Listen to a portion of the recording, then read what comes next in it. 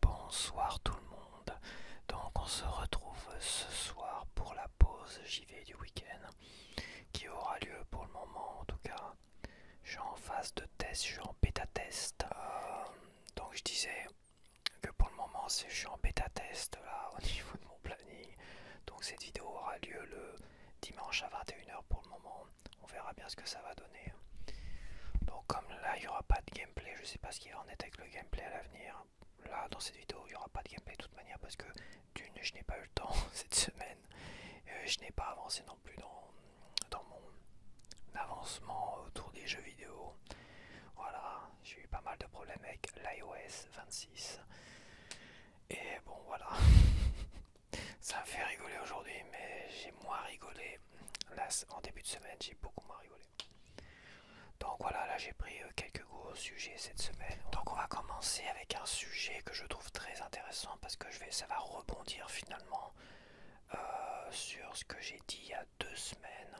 Il y a 2 semaines j'ai parlé qu'il y avait que les ventes de la Switch 2, selon certaines rumeurs, chuteraient de manière inquiétante.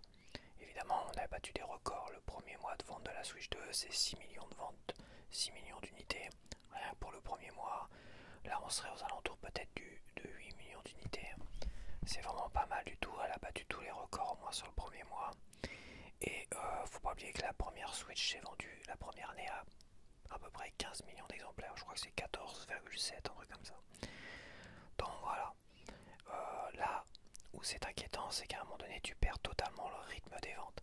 C'est ça que ça veut dire. Ça veut pas dire que c'est une catastrophe aujourd'hui parce qu'elle a quand même battu pas mal de records. Mais ça veut dire que les baisses sont peut-être, en tout cas en Europe, sont assez inquiétantes pour se dire que à un moment donné, est-ce qu'on va atteindre les 14-15 millions d'unités en une année alors que la prévision ça serait 20 millions d'unités apparemment. Donc pour les actionnaires ça résonne aussi dans leurs petites oreilles quoi, parce qu'à un moment donné il y a quand même beaucoup de problèmes. Déjà les actionnaires ont mis en avant le problème des game keycards. Là les ventes, si elles sont pas parfaites en tout cas en Europe, parce qu'au Japon apparemment au Japon il manque de stock au Japon, donc c'est que ça se vend bien, ils ont pas assez de stock au Japon. Bon, en Europe moi les consoles je les vois partout et les jeux, surtout les game keycards, c'est blindé, les rayons sont blindés. Donc et il y a des rumeurs. Et comme par hasard, 2 semaines après, enfin c'est pas un hasard, et 2 semaines après, on a des baisses apparemment définitives dans les Leclerc. Et là je peux le dire, Carrefour a suivi, Amazon a suivi. Ça c'est sûr et certain, il n'y a que la Fnac et Micromania qui ne suivent pas encore.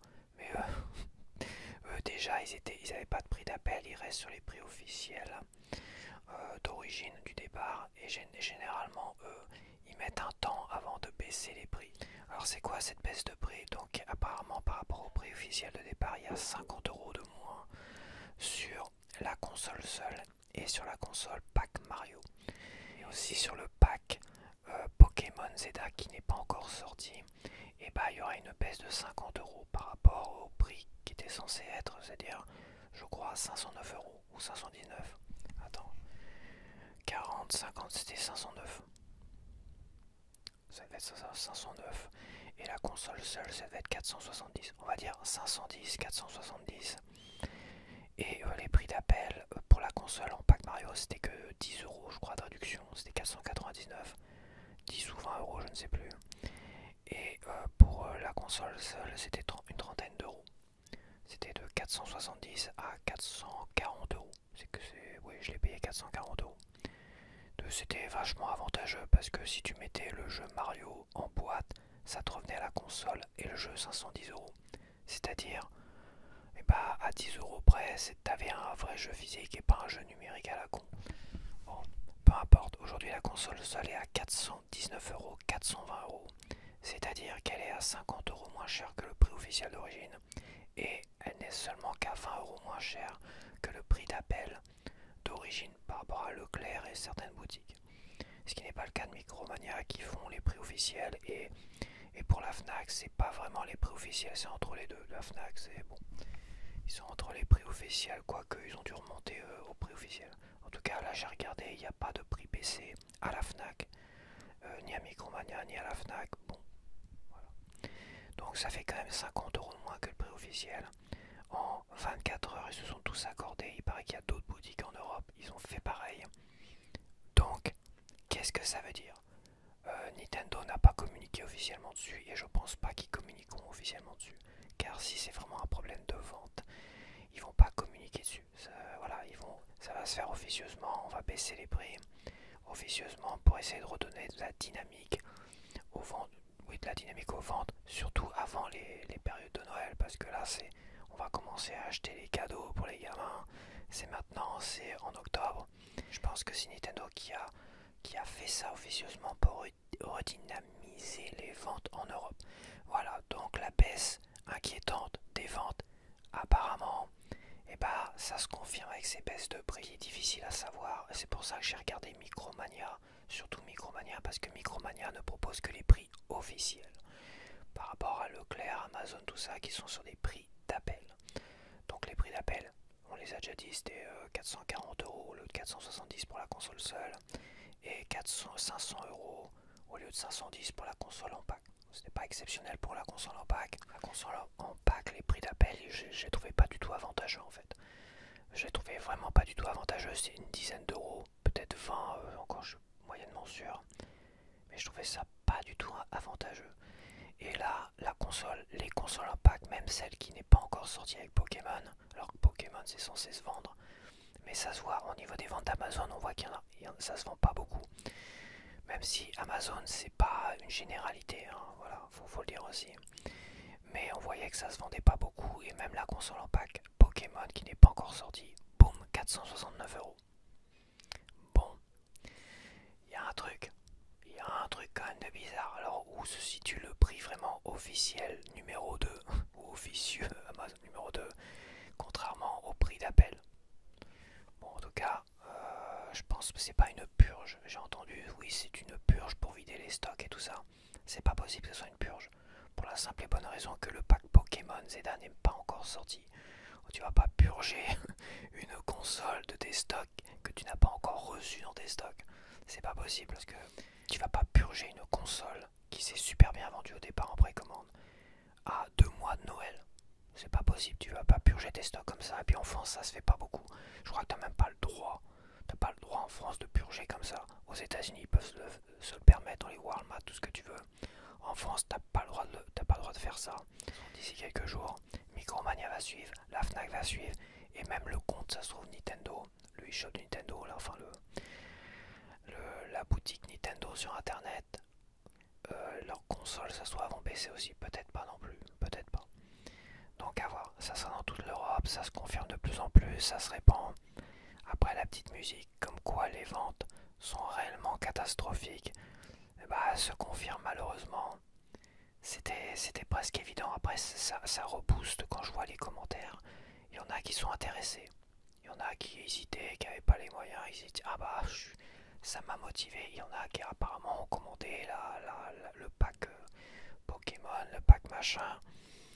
Bah, 50 € moins cher, 40 € par rapport au prix d'appel de départ, ou 50 € par rapport au prix officiel pour les consoles Switch 2 en pack. C'est quand même intéressant. C'est pas mal, ça fait un petit bonus. Là où tout de l'autre côté, du côté de Sony et de Xbox, ça augmente. Que ça se vende ou que ça se vende pas, ils augmentent. Donc c'est vrai que Nintendo, si c'est fait officieusement, c'est très malin. C'est très malin, voilà. Officieusement, c'est très malin. Parce qu'officiellement, ça voudrait dire que les ventes sont pas terribles. Ça donnerait peut-être une mauvaise publicité à la Switch 2. Parce que si les ventes sont pas terribles, les gens vont se dire attention, si elle n'est pas terrible, finalement les gens ils se désintéressent de la Switch 2. Et puis bon, j'ai déjà parlé de la Switch 2, je pense que le vrai désintérêt aujourd'hui de la Switch 2, c'est que les jeux, c'est des jeux Switch Pro. Ils déçoivent en règle générale. Et ce qui déçoit le plus, c'est que 95% des jeux, c'est pas des vrais jeux physiques. Là, on a bien vu avec le Game Pass que les gens commence à prendre conscience de l'intérêt du physique. Oui, les gens commencent à prendre conscience maintenant. Moi, c'est vrai que c'est venu un peu tardivement. Enfin, si ça fait un moment que j'en prends conscience. C'est pour ça que j'ai lâché Xbox avant la sortie de la Xbox One. Parce que j'ai vraiment pris conscience de cela. Et que je me suis dit, bah, quitte à payer plein pot des jeux en démat, enfin, quitte à payer des jeux en démat, autant les payer une dizaine d'euros sur Steam. Parce que j'avais déjà Steam et je voyais que les prix étaient très intéressants. Et je savais que Xbox allait nous proposer des jeux plein pot. Et je vais revenir sur Xbox après. Donc voilà, je pense que la Switch 2 a vraiment une baisse de rythme de fou. Vraiment, à cause des Game Keycards, j'en ai déjà parlé il y a 2 semaines. À cause des Game Keycards, à cause de la console qui tient pas ses promesses aujourd'hui, qui ne propose que des jeux Switch 1 améliorés. Et surtout les portages de feignasses de la plupart des éditeurs qui font des portages pas terribles, alors que Cyberpunk 2077 est là pour montrer, est là pour démontrer en tout cas que la console en a dans le ventre. Mais pour l'instant, je vais te le dire, il n'y a que Cyberpunk 2077 qui démontre que cette console en a dans le bide, clairement. Et j'y ai joué, j'ai pas testé 5 minutes, j'ai pas fait des comparos débiles avec des PC à 10 000 euros.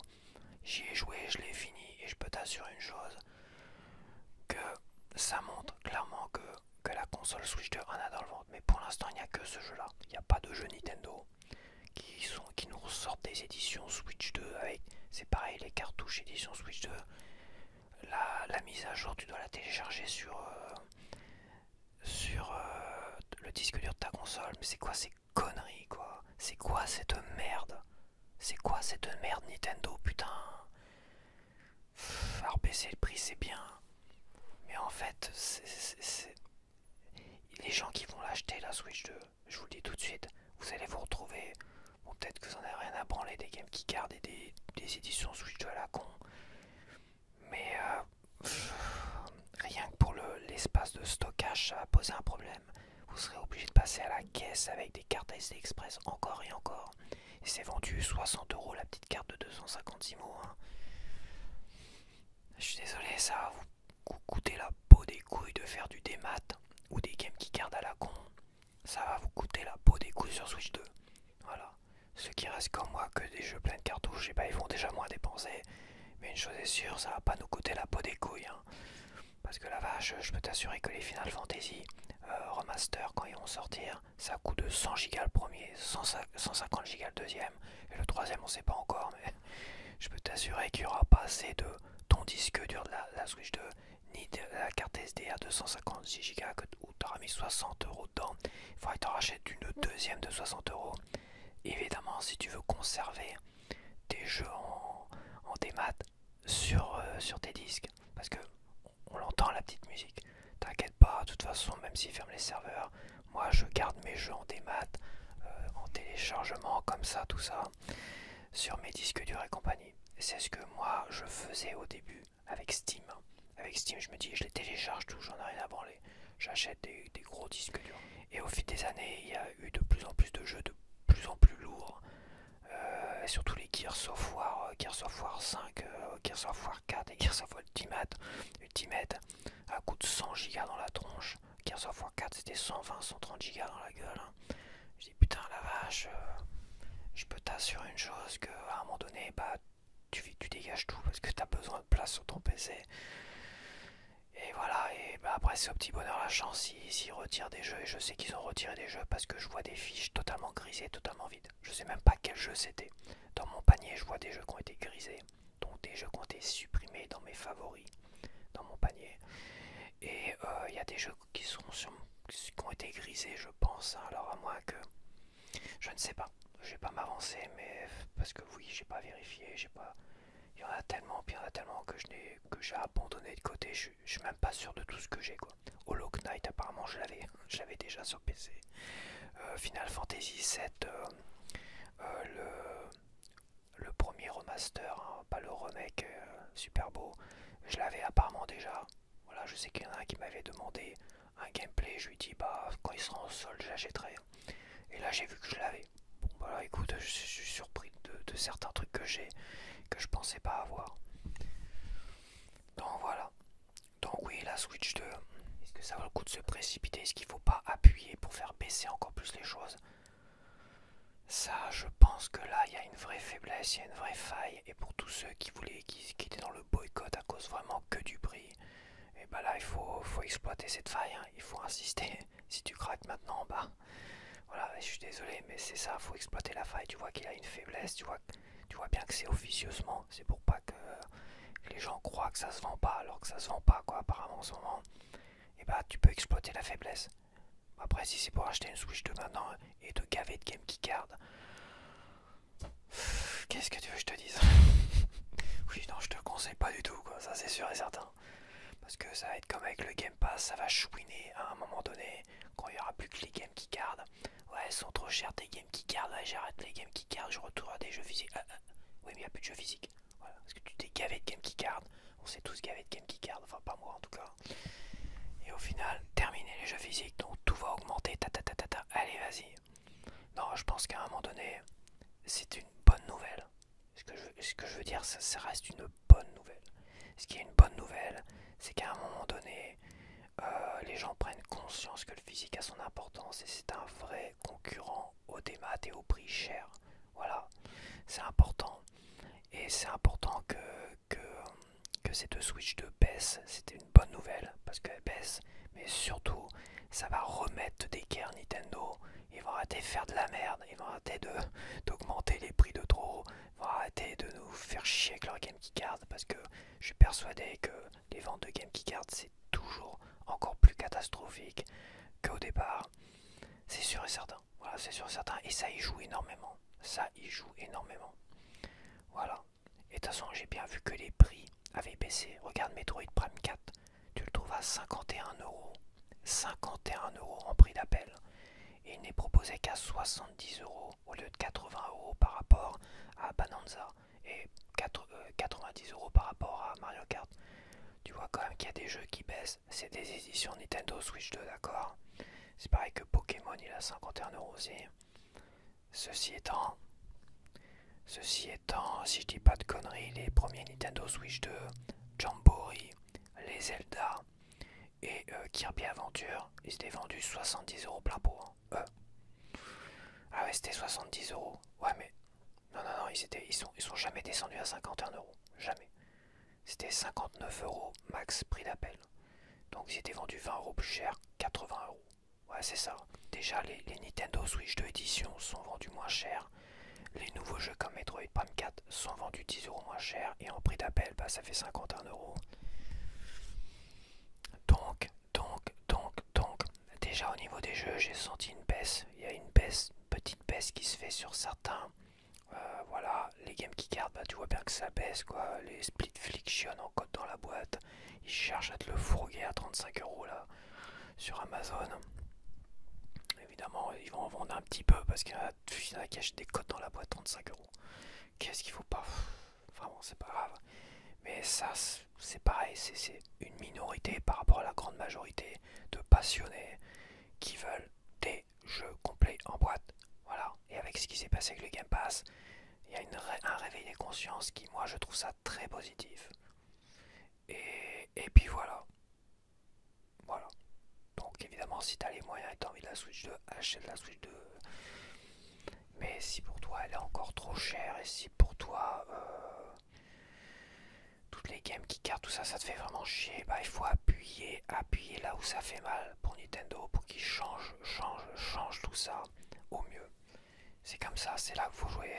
Et c'est un gars qui a acheté Day One la console qui dit ça. Mais bon, j'ai peut-être acheté Day One la console parce que j'avais les moyens, j'avais économisé pour.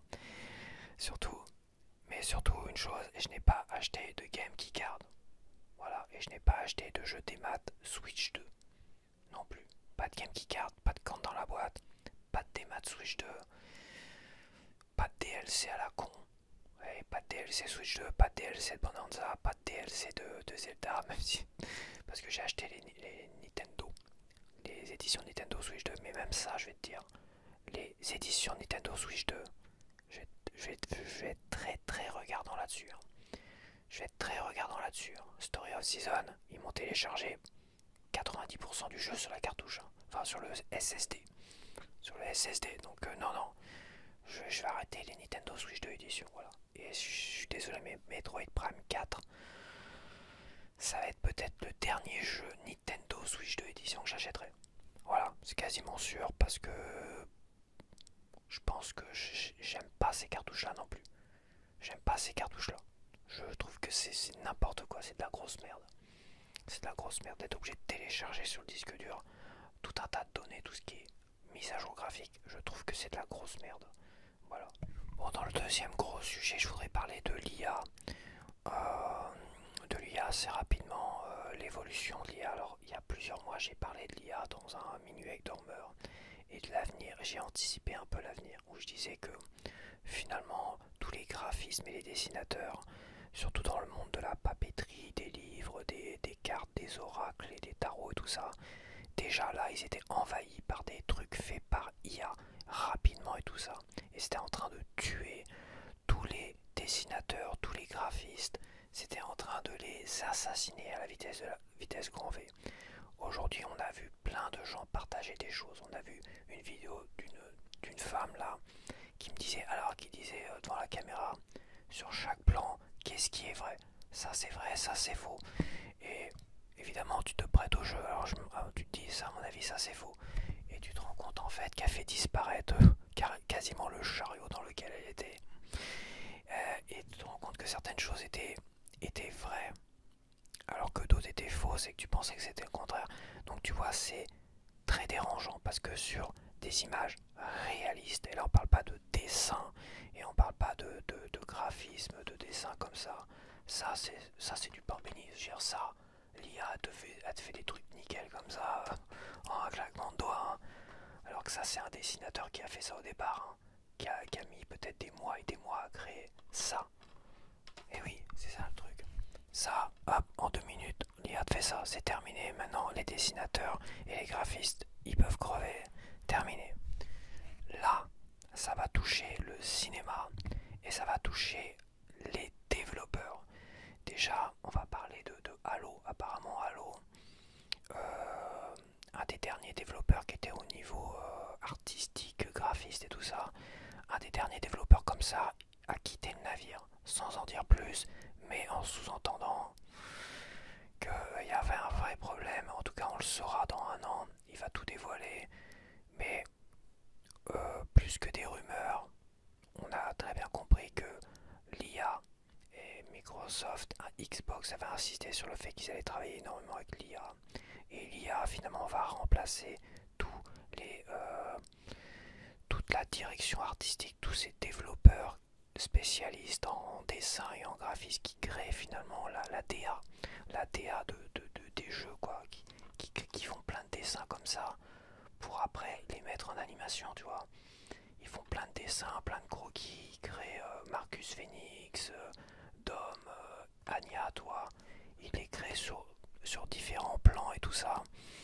Tous ces gens-là qui créent la direction artistique des jeux vidéo sur Halo, apparemment ils ont tous dégagé. Ils ont tous dégagé, les derniers, il doit en rester un, ils ont tous dégagé. Et ben ça, l'IA va faire la direction artistique et après il va les mettre en animation. Évidemment ça va coûter moins cher, évidemment ça va être beaucoup plus rapide. Que dire de plus? Il y a ça, mais il y a aussi au niveau des films, apparemment il y a des acteurs créés par IA et il y aurait des maisons de production qui sont intéressées pour ça. Voilà, la musique créée par IA, on a vu Julien Chies qui a créé une chanson il y a quelques mois. Il s'est créé une chanson en direct avec nous. Il a créé une chanson par IA en direct avec nous, avec des textes que un de ses abonnés avait partagé, tout ça. Il a rentré ces textes-là, il a modifié 2-3 trucs. Il a demandé à l'IA de lui faire une chanson là-dessus et de lui proposer plusieurs modèles. Je peux t'assurer une chose, j'étais là, je suis resté ébahi tellement que c'était impressionnant.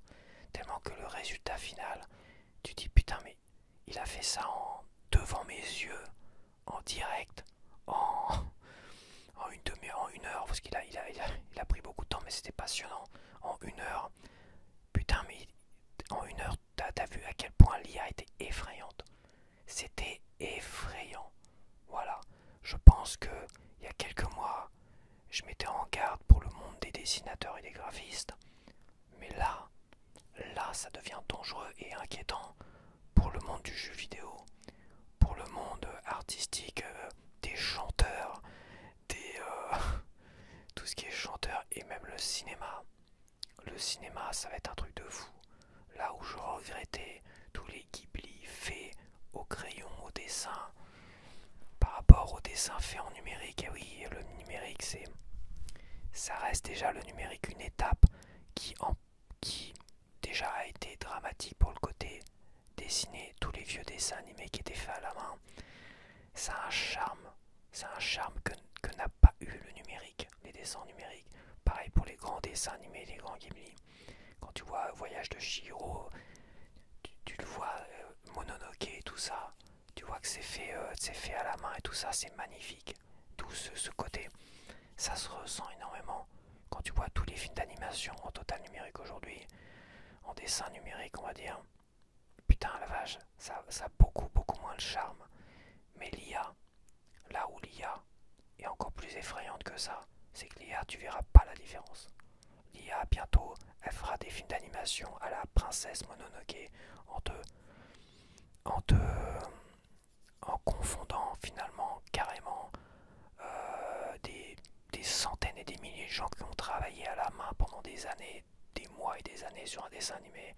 Il va te faire ça en un claquement de doigts, peut-être pas un claquement de doigts, mais en 1 ou 2 mois, avec 2, 3 gars derrière, et hop, ils te font un dessin animé en 3 mois qui aura l'impression d'être réalisé à la main pendant 3, 4 ans par des milliers et des milliers de personnes. Mais putain, si ça c'est pas effrayant, franchement. Et le pire, c'est qu'il n'y a personne pour arrêter ça. Il n'y a personne pour mettre des barrières là-dessus. À part le consommateur. Voilà. Et à part le consommateur, je vois pas. Donc s'ils sortent un prochain Halo en total fait par IA, ils le diront peut-être pas, mais ça se sera assez vite.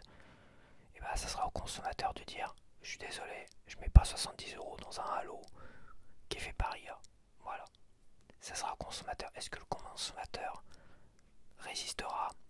On a vu ce que ça donnait avec le démat, avec les Season Pass, avec les DLC.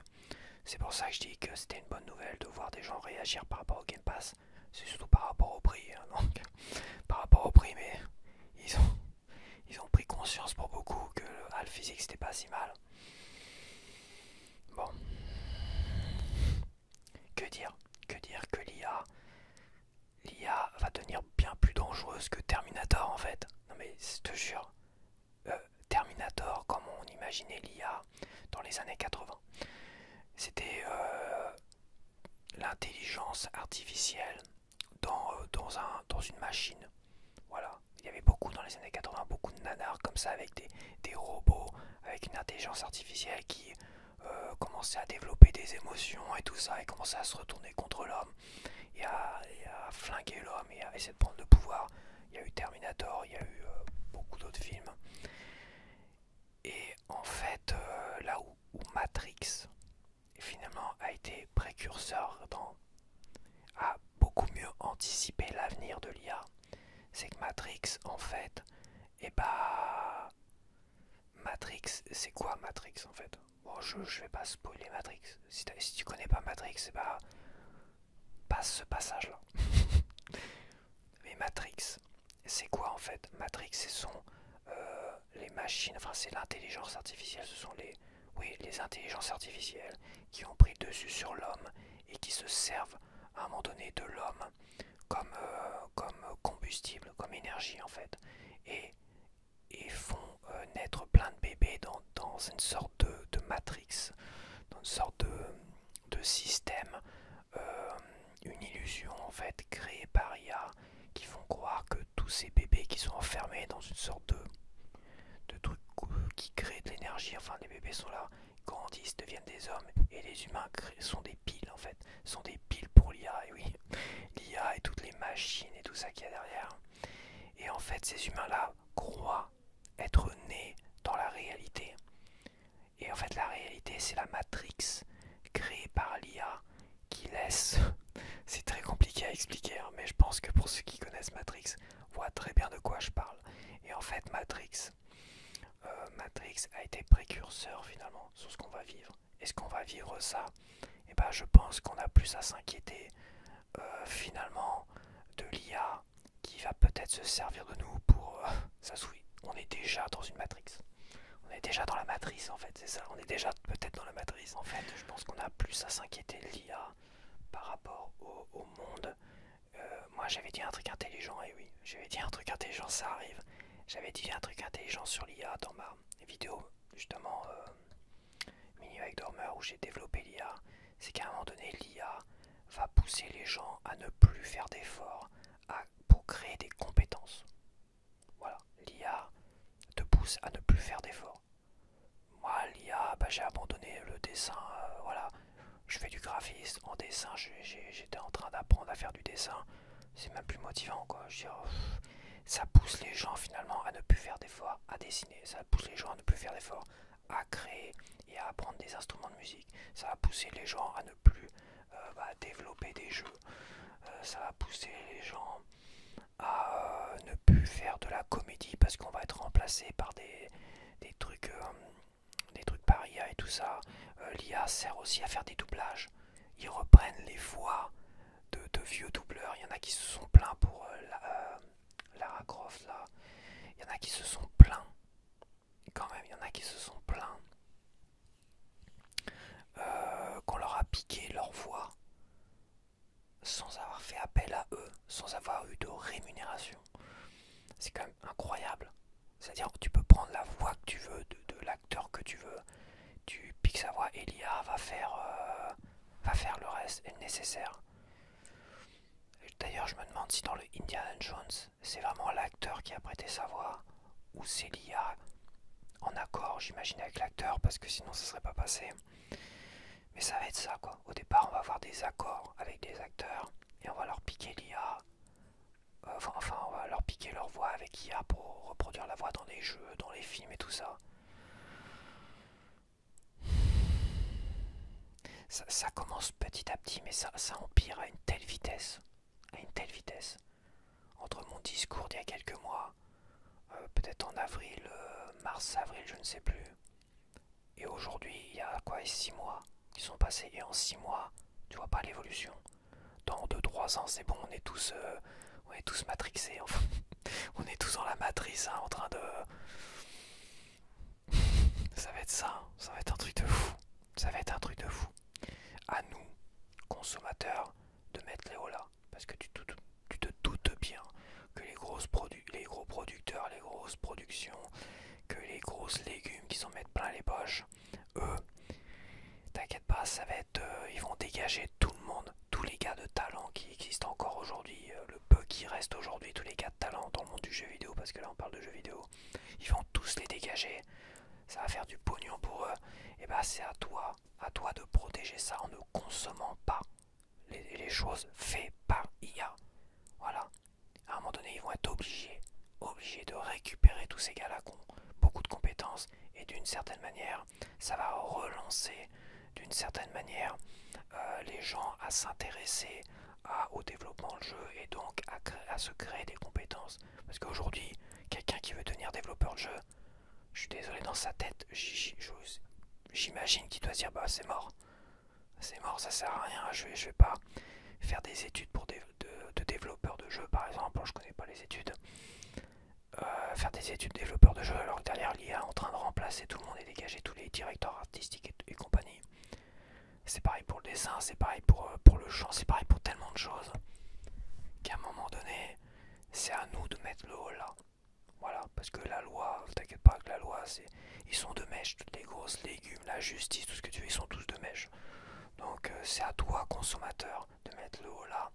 Et t'inquiète pas, quand le fric, c'est le fric qui parle, c'est le fric qui fait en sorte de changer les choses. Voilà, si tu veux que la Switch 2 baisse encore, et bah tu l'achètes pas. Si tu veux que les Game Key Cards disparaissent, et bah tu les achètes pas. Voilà, si tu veux que le physique prospère, et bah tu n'achètes pas de démat. Voilà, bah là c'est pareil. Si tu veux retourner à des vrais jeux, parce qu'on te les fera payer plein pot, des trucs qui aura coûté quasiment rien. Et puis ça manquera d'âme, franchement, ça manque d'âme. Ça manque d'âme, ça. Je suis désolé. Alors, il y en aura toujours pour dire j'en ai rien à foutre, l'IA c'est l'avenir, machin, gna gna gna. Comme le démat c'est l'avenir.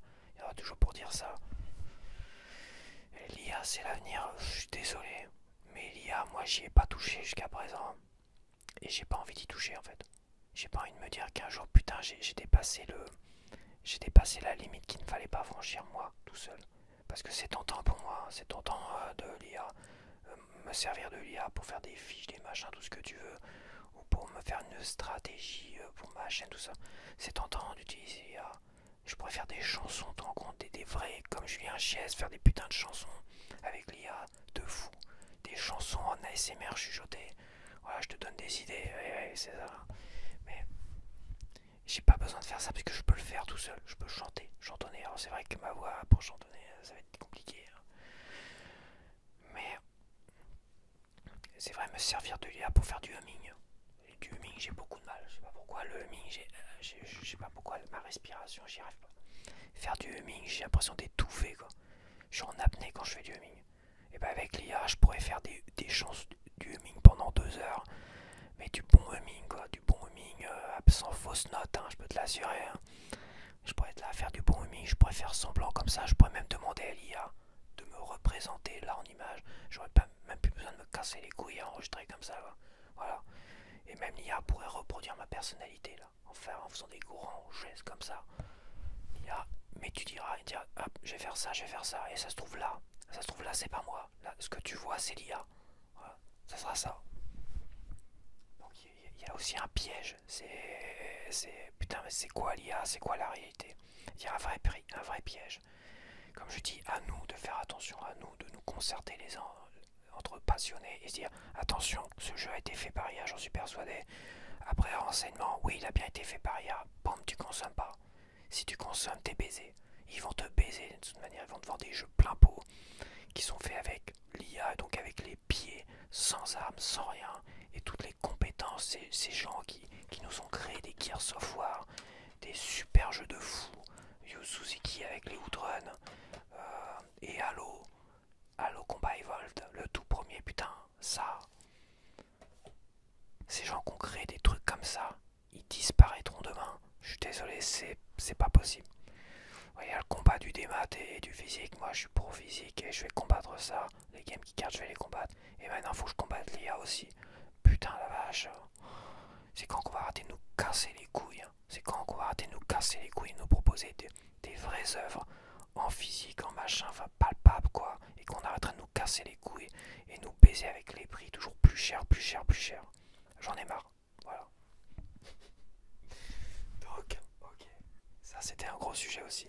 Donc voilà, bah, je vais finir avec le dernier sujet. Je voulais parler comme un peu de la Xbox. Voilà, je voudrais blablater un peu sur la Xbox, sur l'évolution de la Xbox en m'arrêtant au début de la Xbox One, à l'annonce de la Xbox One. Pour moi, la première Xbox, c'était vraiment une console super. C'était une console super pour la simple et bonne raison, c'est quand la Dreamcast est morte. Moi, je suis un de ceux qui ont été jusqu'au bout de la Dreamcast. Ultra grand fan de la Dreamcast. Et quand la Dreamcast s'est arrêtée du jour au lendemain, ça a été un vrai drame et Xbox est arrivé.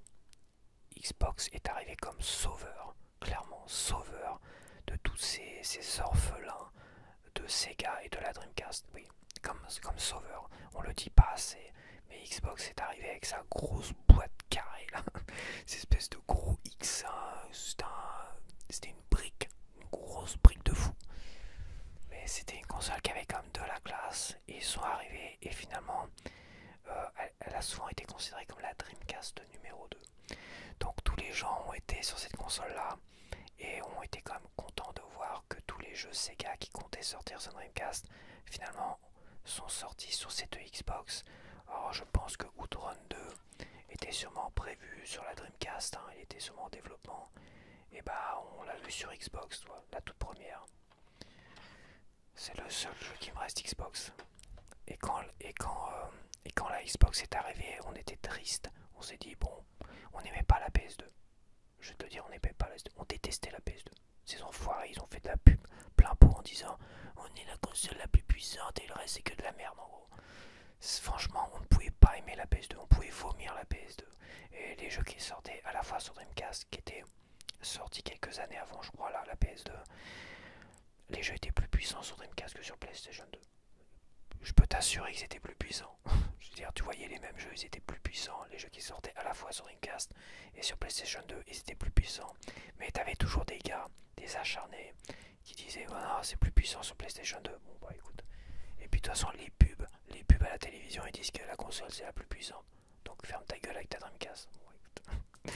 Qu'est-ce que tu veux que je te dise? Peu importe.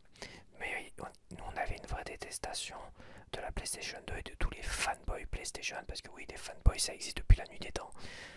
Faut le dire, il y a vraiment qu'à l'époque de la Mega Drive et de la Super NES, tout ça, où il n'y avait pas vraiment de fanboy.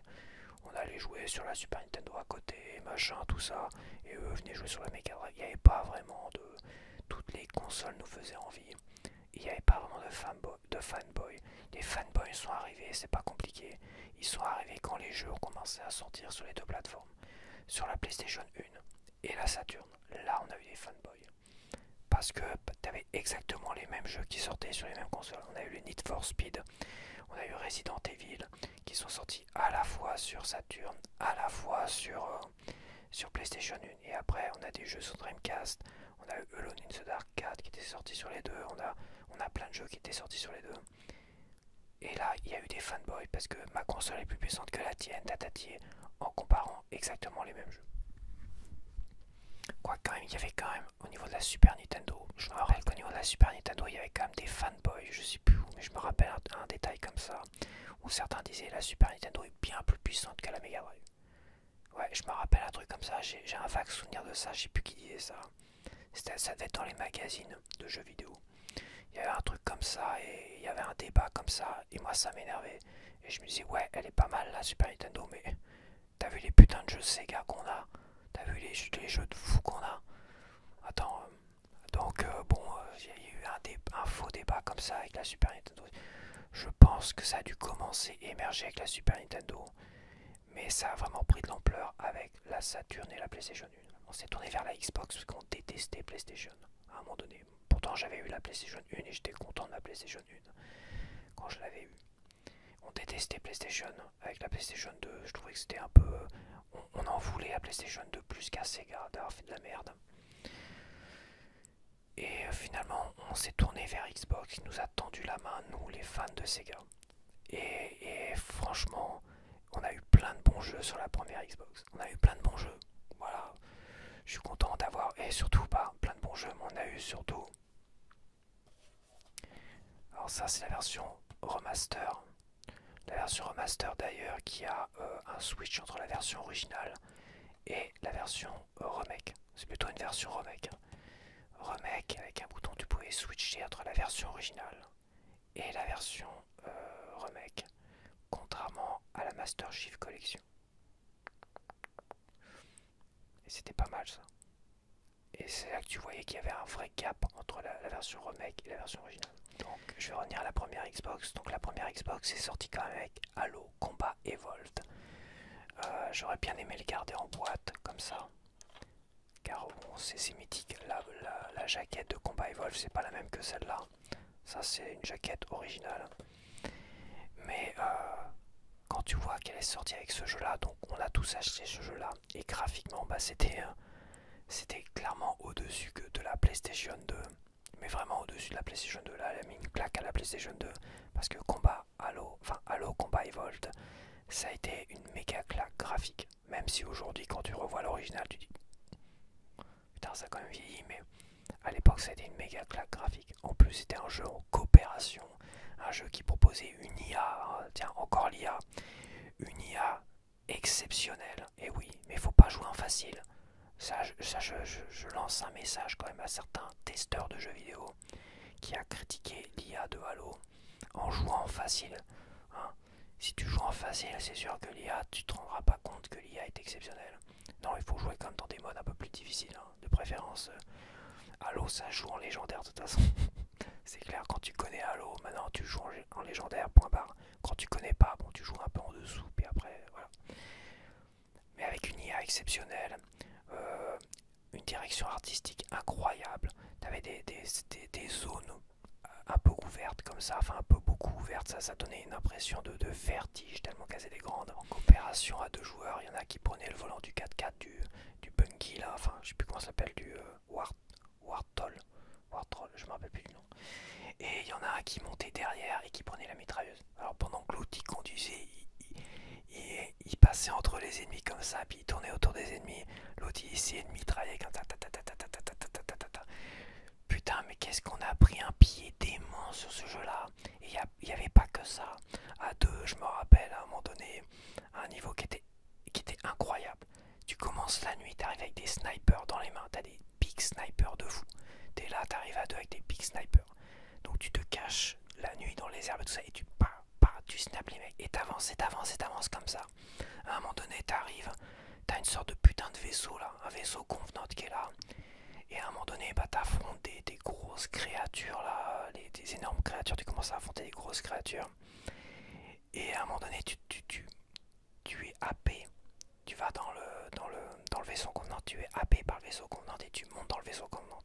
Et là, tu te fais dézinguer la gueule, tu comprends pas pourquoi. Tu te dis putain, mais c'est quoi ce bordel? Il se passe quelque chose. Et là, tu commences à prendre conscience que t'as des gars qui sont invisibles.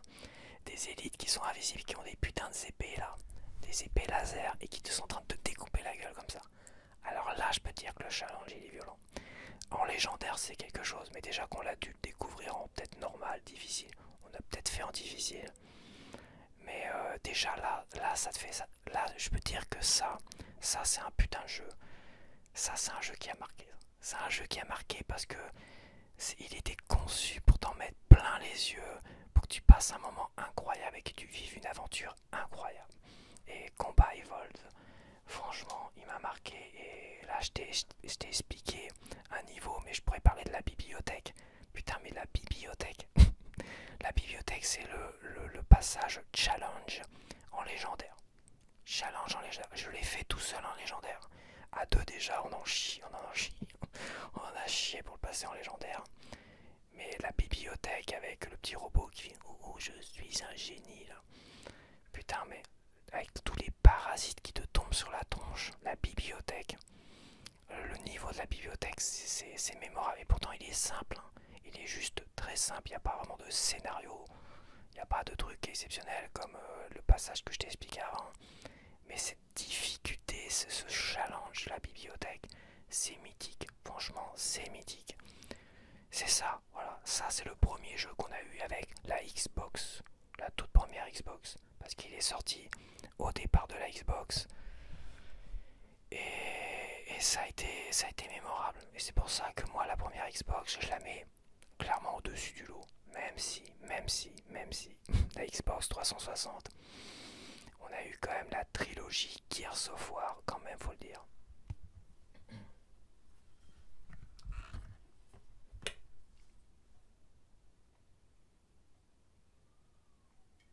Donc, la première Xbox, c'est vrai qu'on a eu Halo 1, Combat Evolved, et on a eu plein de petits jeux sympathiques, type japonais, des jeux japonais, Sega, tout ce que tu veux.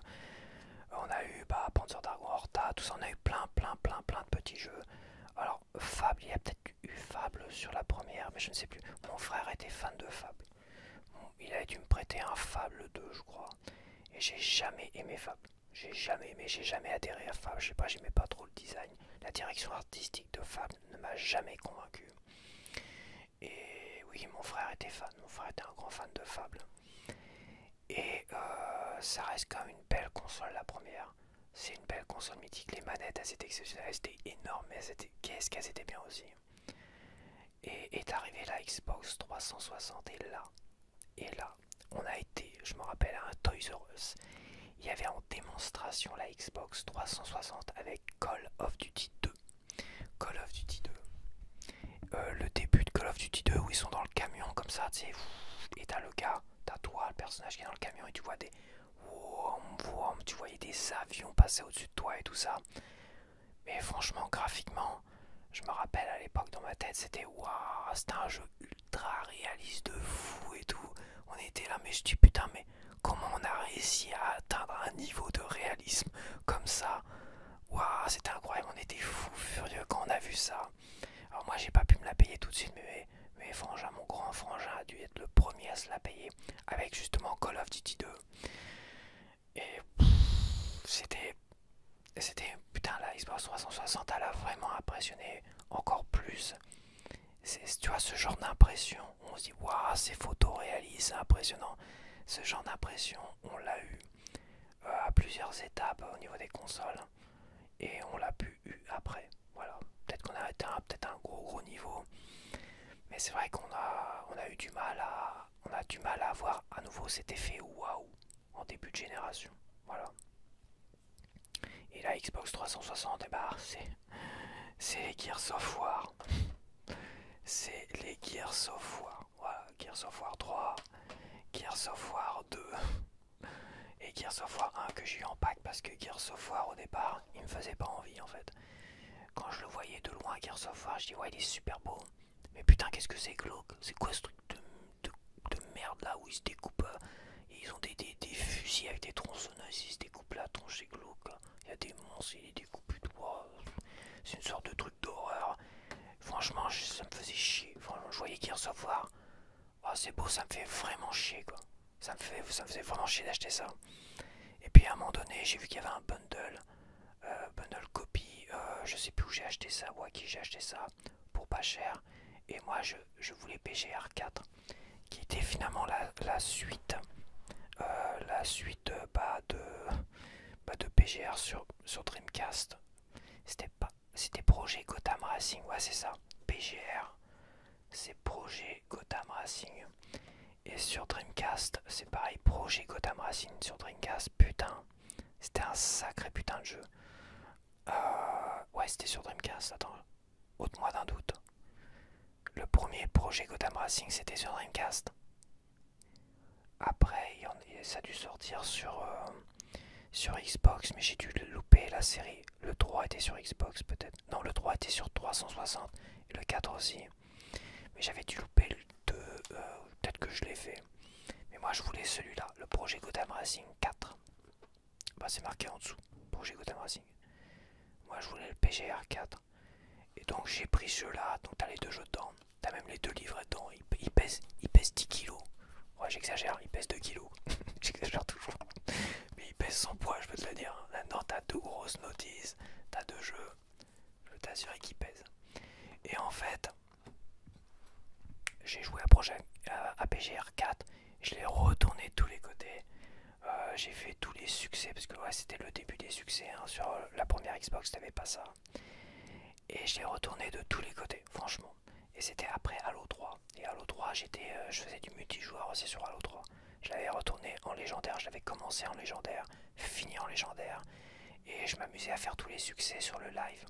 Et à côté, je faisais du PGR 4. Ça c'est mon deuxième jeu acheté sur Xbox 360. Le premier c'était... attends, il doit être là. Mon premier c'était... Et c'est toujours celui-là, de toute façon c'est les mêmes jeux. Je les ai pas rachetés, hein, je les ai gardés. Mon premier c'était celui-là. Alors graphiquement, lui, il décevait. Quand tu voyais Call of Duty 2 qui était impressionnant, et que Halo 1 était impressionnant à sa sortie, Halo 3 à sa sortie, il était pas terrible graphiquement. D'ailleurs dans la Master Chief Collection, vu qu'il n'a pas été remaké ni remasterisé ou quoi que ce soit, et bah dans la Master Chief Collection, c'est parmi les 6 Halo proposés dedans, c'est le jeu le moins beau dedans. Ouais, c'est le jeu le moins beau. Parce que voilà, ils l'ont pas retouché. Mais c'est un jeu extraordinaire. C'est un jeu extraordinaire. Voilà, pour moi, c'est le fait de l'avoir fait en légendaire dès le départ. C'est un jeu qui te marque la gueule tout de suite au fer rouge. Voilà. Et je vais revenir sur le deuxième boîtier 360 que j'ai acheté. À un moment donné, je lui ai dit, je vais tester Gears of War. J'ai testé Gears of War, je mets la galette. Et je me dis, ouais, je vais le faire en vétéran. Moi, je sais pas pourquoi je vais faire. Il propose le mode le plus difficile de disponible. Parce que, bah, bref, il faut débloquer le mode démon. Il propose le mode vétéran. Je dis, je vais le faire en vétéran. J'ai envie de challenge, je vais le faire en vétéran. Et là, en vétéran, je dois bien t'avouer, putain, j'étais transporté dans un univers très sombre, glauque, mais vraiment sombre. C'était la patte artistique, c'était vraiment l'obscurité. T'avais de la brume à un moment donné, t'avais des ruissellements de tous les côtés, t'avais la tempête aussi, t'avais une map aussi avec de la tempête, tout ça. J'ai fait le jeu, et à un moment donné, plus j'ai avancé dans le jeu, ce jeu il est juste incroyable. Techniquement, il est incroyable.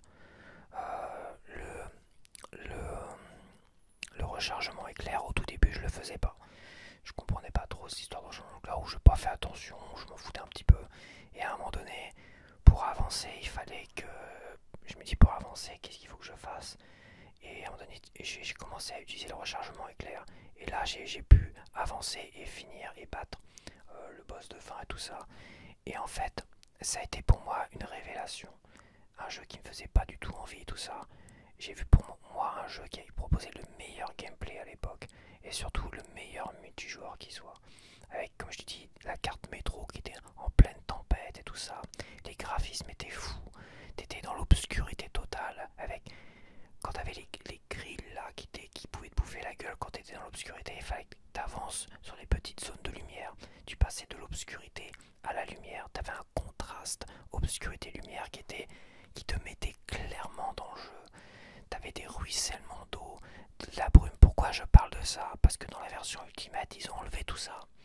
La version Ultimate, qui est un remake du premier Gears of War, ils l'ont enlevé sur Xbox One. Comme si la Xbox One n'était pas capable de gérer la brume, les ruissellements d'eau et un contraste entre l'obscurité et la lumière. C'est aussi un peu le problème de tout ce qui est HDR et compagnie. Il y a une alarme de bagnole qui n'arrête pas de sonner. Bon, je sais plus ce que je disais. Ah, ça y est. Et je disais, ouais, la version Ultimate et le HDR, c'est un peu le problème du HDR, c'est que ça débouche trop les noirs. Et pour les jeux à ambiance, parce que Gears of War est un jeu d'ambiance, dans l'obscurité, le côté sombre et glauque, c'était important pour ça. Et la version Ultimate, même si graphiquement, techniquement, pixel par pixel, c'était beaucoup plus joli. Ils ont refait les cinématiques, ils ont même proposé des cinématiques super belles et tout ça. Ils ont repris le chapitre qui était inédit à la version PC, parce que oui, il était aussi sorti sur PC. Le tout premier Gear seulement. Il était sorti sur PC et il y avait un chapitre supplémentaire où tu affrontais un grand monstre qu'on appelle les Brumac, une grosse créature. Et ça, ils l'ont remis dans la version Ultimate. Donc ils ont fait des belles choses pour la version Ultimate. Mais l'ambiance de ce premier Gears of War, pour l'avoir vécu, un jeu que je voulais pas du tout faire, qui m'intéressait pas du tout, et bah je peux t'assurer que ça m'a marqué aussi au fer rouge, en pleine tronche comme ça, bim. Donc oui, la version Ultimate m'a déçu. Pire, la version Reloaded qui est sortie là, c'est la version remaster de la version remake, en reprenant tous les défauts de la version remake. Putain, il va me faire chier longtemps avec son putain d'alarme là. Faire chier avec son alarme à la con là. Je sais que c'est des voisins qui sont en train de bricoler leur bagnole là. Ils vont me saouler. Et en fait, le pire, la version Reloaded, c'est que le jeu est encore plus lumineux et encore plus clair que la version Ultimate qui était déjà beaucoup trop claire, beaucoup trop lumineuse. C'est-à-dire les passages avec les grilles où t'es vraiment, quand t'avançais dans la forêt à un moment donné, déjà ça ruisselait de tous les côtés, hein, c'était incroyable. Mais t'étais dans l'obscurité, et à un moment donné t'avançais comme ça, et t'avais une petite loupiote comme ça, sous une sorte de petit pont. T'arrivais sur la loupiote, t'avais un vrai contraste entre l'obscurité et la lumière, t'avais l'impression quand t'arrivais là, t'étais protégé de la lumière, il y avait peut-être des créatures, il y avait des créatures qui étaient pas loin, tout ça, donc t'entendais gratter tout ça, t'avais une vraie ambiance. Ça s'est perdu avec la version Ultimate, et la version Reloaded, t'as tout clair en fait. T'avances dans la même forêt, tu vois tout à 10 km, il n'y a plus le contraste entre l'obscurité et la petite loupiote et tout ça. Putain, mais voilà pourquoi je regrette le départ de Cliff Bleszinski, qui était le chef directeur artistique de Gears of War, enfin le patron le créateur de Gears of War, de la première trilogie en tout cas. Même s'il s'est félicité de voir Gears of War sur PlayStation là récemment. Et si j'étais lui, je dirais quand même, putain les gars, vous avez fait un peu de la merde, vous auriez pu faire beaucoup mieux. Gears of War c'est une ambiance, et l'ambiance du premier, ça s'est perdu. Si je devais conseiller quand même les gens de jouer à Gears of War, évidemment, Gears of War 1 aujourd'hui, il est plus aussi, il est pas dans les codes de beauté actuels des jeux vidéo, effectivement, mais la version feignasse, remaster d'un remake de la version Reloaded, il est pas très beau, franchement. Il est pas, quitte à jouer au premier Gears of War, autant jouer au tout premier Gears of War sur la première Xbox. Voilà, autant jouer au premier, autant faire un vrai gameplay rétro sur ce jeu-là, quoi. Bon, après, c'est une visqueuse, hein. Ça, dans la Xbox 360, et pourtant, j'ai gardé la version Elite seulement. C'est une putain de visqueuse, hein. C'est oui. J'ai mis le disque la dernière fois dedans. J'étais choqué à quel point ça faisait un boucan du tonnerre, quoi. Oui. Putain la vache. Ah oui, c'est sûr, le physique, ça fait pas envie, hein, quand ça fait un boucan comme ça. Donc voilà, ça c'était vraiment Gears of War et là je suis tombé amoureux de cette licence qui au premier abord me paraissait vraiment glauque. Et Gears of War 2 c'était énorme, quoi, j'étais déçu par la difficulté qui était trop facile. Et j'ai adoré l'histoire du 2. Et le 3, pour moi ça a été énormissime parce qu'il proposait un mode à 4 joueurs. À 4 joueurs en permanence, oui c'est ça. Sauf peut-être pour la toute première scène. Et tu pouvais jouer en multijoueur à 4 en dément, en dément. Et j'ai fait tous les succès dément en multijoueur. Après, après j'ai tout perdu, mais oui parce que j'ai eu un bug qui était connu sur Gears 2, qui est revenu sur Gears 3 et qui fait que tu perds toutes tes données. Bon ça c'était dramatique. Mais putain j'ai fait tout le jeu en dément avec des inconnus à 4 sur Gears of War 3 avec t'as des boss, t'as des passages mythiques, t'as une passerelle comme ça, puis t'as une sorte de petit vaisseau comme ça qui flottait tout autour de la passerelle et toi t'avais juste des poteaux pour te cacher derrière et la passerelle elle t'envoyait des boum boum, des boulets de canon dans la tronche en dément. Je peux t'assurer que tu crevais assez facilement. T'as plein de passages qui étaient vraiment exceptionnels. Tout seul, évidemment en vétéran, c'était un peu facile. Parce qu'il t'obligeait à débloquer le mode vétéran, enfin à finir le mode vétéran pour débloquer le mode dément.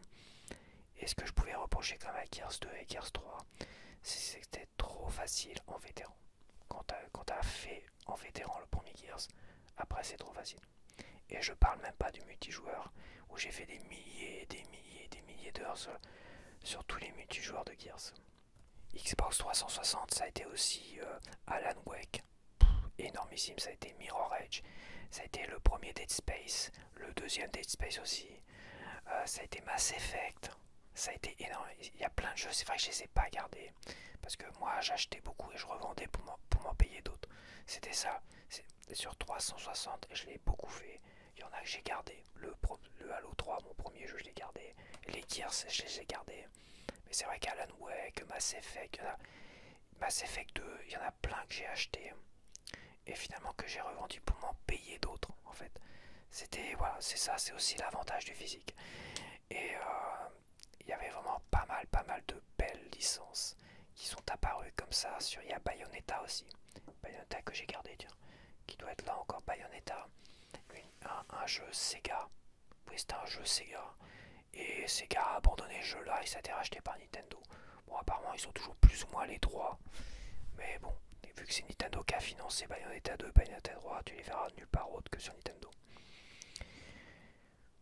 Et, et aussi, et aussi, et aussi, et aussi, il faut le dire, la Xbox 360, c'était Skynet et Danse Centrale.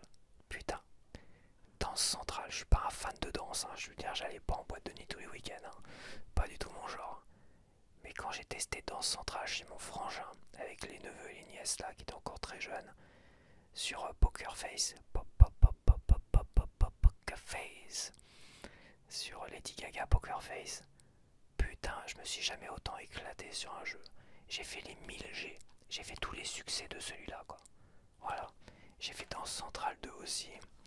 Mais c'est pareil, ça commençait à partir en freestyle parce que t'avais des personnages que j'aimais bien dans le premier, qui étaient vraiment charismatiques, que tu ne retrouvais pas dans le 2. Et graphiquement, c'était super beau, hein. Les personnages étaient vraiment charismatiques, c'était beau et tout, hein. Franchement, il était génial ce jeu-là. Ah oui, tu pouvais jouer à deux, mais bon, fallait vraiment avoir de la place, hein. Et j'ai pas acheté le 3. Il y avait le 3 qui était exceptionnel, enfin qui était exceptionnel. Il y avait le 3 qui était sorti, mais je l'avais pas acheté parce que j'avais dû déménager. À un moment donné, j'avais plus la place. Et puis déjà, celui-là, il commence à nous faire chier, à nous faire acheter plein de chansons en fait. Et j'avais téléchargé des chansons. Et oui, et oui, et oui. Oui, le c'était vraiment super intéressant tout ça. Et je vais en venir maintenant à la Xbox One, à l'annonce de la Xbox One, où beaucoup, je vois un influenceur que j'apprécie toujours énormément aujourd'hui, qui n'a parlé que du problème Kinect par rapport à la Xbox One. Mais que nini, c'est pas le Kinect le problème de la Xbox One. C'est un des problèmes de la Xbox One quand ils l'ont annoncé. Ils ont montré une sorte de magnétoscope avec un gros Kinect, que moi je suis fan de Kinect, et qui finalement ils ont abandonné Kinect et ils ont plus rien développé. Il n'y a pas eu de danse centrale numéro 4 par exemple, alors que c'était une trilogie qui était très bien. Enfin moi j'ai fait les deux premiers seulement. Je me suis toujours dit que je me paierais le 3, mais bon voilà, j'ai plus la place pour y jouer, c'est dommage. Et en fait ils proposaient un Kinect qui était intégré avec un tout petit cordon. Alors que le Kinect qu'on avait là, on pouvait l'acheter séparément. Mais moi j'ai racheté la Elite derrière, parce que j'ai revendu le Kinect que j'avais, j'ai revendu ma première console blanche qui avait fait je sais plus comment ça, un Ring of the Dead, of the Death, oui Ring of the Death. Et derrière je me suis payé l'Elite qui permettait je crois d'avoir le 1080p et tout ça, enfin c'était vraiment une super console l'Elite à part qu'elle fait du bruit. Et il y avait le Kinect vendu avec, mais t'avais un long cordon de peut-être, je dis peut-être des conneries, peut-être de 2-3 mètres. Vraiment, enfin je l'ai toujours, hein, mais il est très très long le cordon. Et en fait, la Xbox One nous ont montré un Kinect intégré avec un cordon qui était intégré à la console. Voilà, tu pouvais pas le débrancher ou quoi que ce soit, tu pouvais pas racheter une rallonge. Et surtout, bah, le cordon, tout de suite, il faisait même pas 1 mètre, enfin je sais pas, le cordon était riki. Je me suis dit, putain, mais je pourrais même pas mettre ça. Faut prévoir la place du magnétoscope immense et du Kinect au-dessus comme ça. Avec très peu de marge de manœuvre, ça va être compliqué pour beaucoup de monde. Et tout de suite je me dis, bah ça déjà c'est compliqué. Mais c'est pas ça qui m'a fait arrêter Xbox. Je vais le dire parce que on a tendance à l'oublier. Ce qui a fait arrêter Xbox, c'est à un moment donné, Xbox est arrivé et a proposé du multiservice. Déjà à la fin de la Xbox 360, ils avaient fait l'OS de la Xbox 360, ils l'avaient modifié pour faire une sorte de menu super actif avec des petits avatars animés et tout ça, c'était très rigolo. Mais surtout, ils ont commencé à proposer des services. Moi, à un moment donné, j'ai regardé un service, c'était euh, un concert, un concert en direct. J'ai vu un groupe anglais en direct et je trouve ça très très bien. Ils ont commencé à proposer ce genre de service. Ils sont arrivés avec la Xbox One en disant ça sera multiservice, cinéma, concert, machin, tout ça. Ils ont parlé plus de services que de jeux vidéo pour commencer. Mais surtout, ils ont clairement précisé que la console, en nous l'imposant en direct, en étant franco-direct, au moins dans un premier temps, après ils auraient trop pédalé sur quasiment tout. Mais moi j'étais parti déjà, et comme beaucoup. Et en fait, ils ont carrément mis l'accent sur le fait que la console serait totalement connectée et que tu pourrais pas l'utiliser si tu n'étais pas connecté. Et que les jeux que tu achetais en physique, ça c'était pas très clair, mais à un moment donné ça s'est su. Et là, ça s'est su un peu, hein, parce que les gens se sont posés des questions. Et clairement, les jeux que tu achetais en physique, alors tu avais des jeux, oui, tu les achetais en boutique, c'était en physique, c'était sur le disque et tout ça. Tu mettais ta galette, tu avais la boîte, tout ce que tu voulais, mais tes jeux étaient liés à ton compte.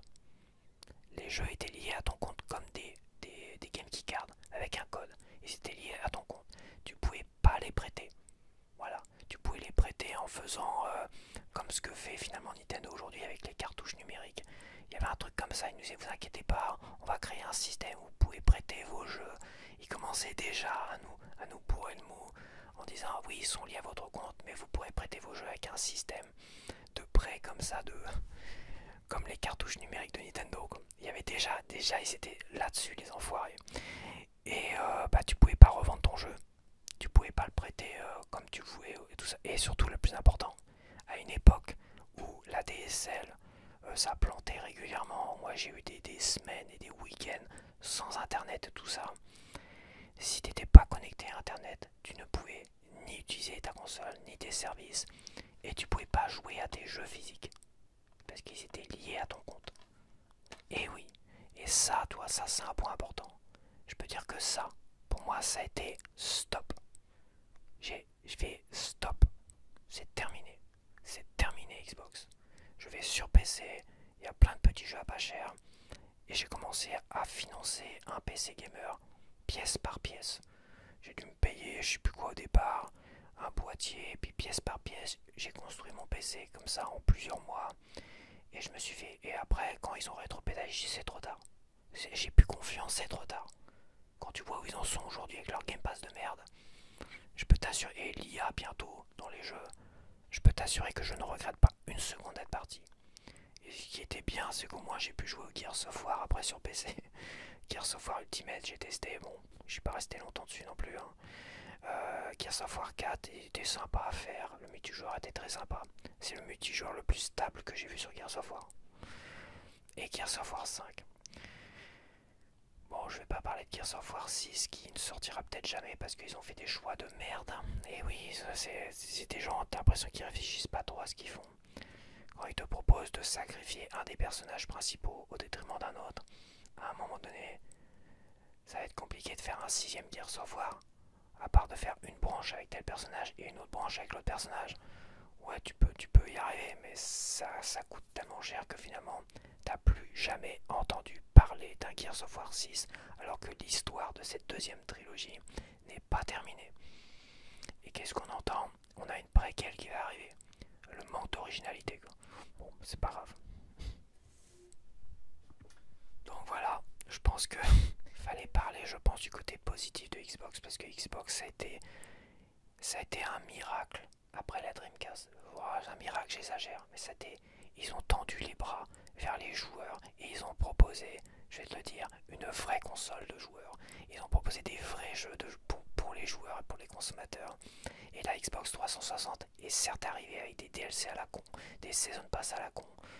Les Season Pass à partir de Gears of War 3, donc c'était vraiment en fin de vie, on va dire, de la Xbox 360, hein, vraiment en fin de génération. Mais déjà, les DLC sont commencés à venir avec Gears of War 2 payant. Avec le premier Gears of War, ils étaient gratuits. Mais c'est vrai que la Xbox 360 est arrivée avec un multijoueur, un online payant. Comme j'ai déjà dit, là, ça commençait à devenir problématique. C'est pour ça que la Xbox 360, d'une certaine manière, en sous-titre, ça a commencé à être la baise. On a commencé à être baisé tout doucement avec un online gratuit en te proposant, vous inquiétez pas, vous aurez du contenu gratuit avec le online et pourrez vous amuser, tout ça. C'est vrai qu'on s'est bien amusé avec le online. Les contenus gratuits, on en a eu très très peu. Avec le premier Gears, on a eu 4 maps. Voilà. Avec le deuxième Gears, on a eu plusieurs maps payantes, mais comme tout le monde ne les avait pas achetées, et ben ils ont fait un système de menu où il fallait juste jouer dans un je sais plus comment on appelait ça. Donc on tournait que sur les 4 maps que tu avais téléchargées et en plus tu avais un DLC et un autre DLC et tu pouvais aller sur le lot DLC et l'autre DLC parce que oui, certains avaient peut-être acheté le premier et n'avaient pas acheté le deuxième. Donc tu tournais sur 4 putains de maps et tu te tournais sur 4 autres putains de maps avec le peu de joueurs que tu avais. Et je peux t'assurer qu'au bout d'un an ou 2 ans, la dernière année de Gears of War 2, il n'y avait plus que des gars pour jouer au mode leader. C'était exceptionnel d'ailleurs. Le mode leader était exceptionnel. C'est mes meilleurs moments sur le multijoueur all time. C'était la dernière année entre Gears of War 2. Oui, la dernière année de Gears of War 2 avant la sortie de Gears of War 3, donc peut-être la troisième année, tu vois. C'était le leader sur les maps principales. Et oui, parce que les maps DLC, bah, plus personne y jouait. Donc je les avais payés, je pouvais même pas y jouer. C'était le mode leader sur les maps principales. Et on a fait des parties de fou furieux sur Jacinto, sur pas pénitencier. Ouais, t'avais une sorte de pénitencier là. C'est pareil, t'avais des maps qui étaient faites pour le mode leader.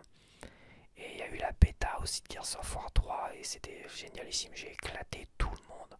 Tous les testeurs à la con qui savent pas jouer aux jeux vidéo, je les ai éclatés sur mon jeu fétiche de all time online, Gears of War. Et après est sorti Gears of War 3 avec beaucoup de bonnes choses, jusqu'au moment où j'ai perdu toutes mes données. Toutes mes données. Tous mes skins que j'ai gagnés dans la bêta par exemple, je les ai perdus aussi.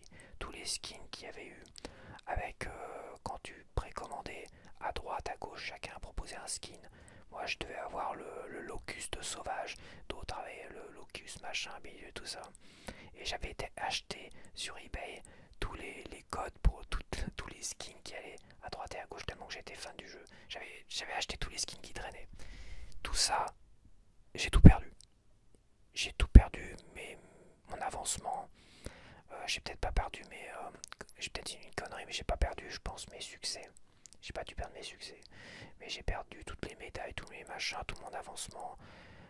Quoi, j'ai peut-être perdu mes succès. En tout cas, j'ai perdu tous mes skins, mes machins, tout ce que j'avais débloqué, tout mon avancement.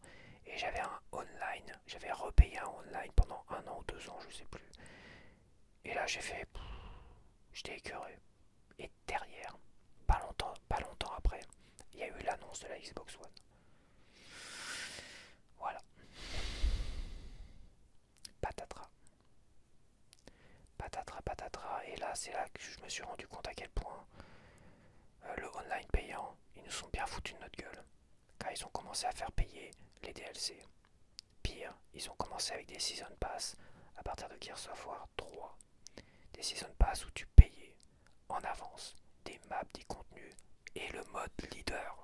Le mode leader qui était sur le 2 et sur le premier, il fallait le payer. Il était dans le Season Pass, dans la troisième partie, la troisième saison.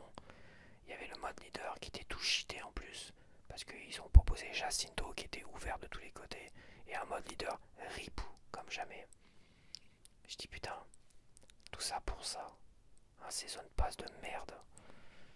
Là ça a commencé à partir en freestyle pour moi. Et c'est là que j'ai commencé à réaliser que quitte à payer du vent, je vais le payer à pas cher sur Steam. Et avec des limites à ne pas franchir. Les seules limites que j'ai franchies au niveau du tarif, c'était pour les Gears of War et pour Halo Master Chief Collection. Pour tous les autres, c'était à moins de 20 €, à moins de 15, à moins de 10, à moins de 5. Je parle un peu des bons côtés de Xbox. Mais les mauvais côtés reviennent un peu trop rapidement. Et je vais pas pleurer ces connards qui aujourd'hui sont à la tête de Xbox et qui font que de la merde. Je vais pas pleurer s'ils perdent leur emploi eux. Et que Xbox ferme, j'ai pas pleuré non plus. Voilà, parce que le Xbox, qui était respectueux des joueurs de la première console, ça s'est déjà commencé à disparaître avec la deuxième console. Mais la deuxième console avait tellement de choses intéressantes que... Voilà, mais ça s'est perdu après la deuxième partie, je pense que ça commençait à se perdre. C'était toujours pour baiser, baiser, baiser, ça commençait vraiment à baiser les joueurs. Ils n'ont pas tenu leur promesse du online avec tout le contenu gratuit, ils n'ont pas respecté leurs promesses. Et ça c'est pour ça que je vais dire que ma console Xbox préférée, ça restera toujours la première Xbox. Parce que s'il y avait un vrai respect des joueurs et d'accueillir tous les orphelins de la Dreamcast, c'était quelque chose de vraiment... il y avait quelque chose de magique là-dedans, je trouvais. Il y avait quelque chose de vraiment bienveillant, magique, tout ça. Et ça a commencé à se perdre. Plus on avançait avec la 360 et plus ça a commencé à se perdre. Malgré des jeux extraordinaires. Malgré les Gears of War. Voilà. Donc bah voilà, j'espère que tu as apprécié cette vidéo, cette petite pause JV du week-end. N'hésite pas à me dire en commentaire ce que tu en penses. Et on se retrouve donc la semaine prochaine. Allez, bye bye.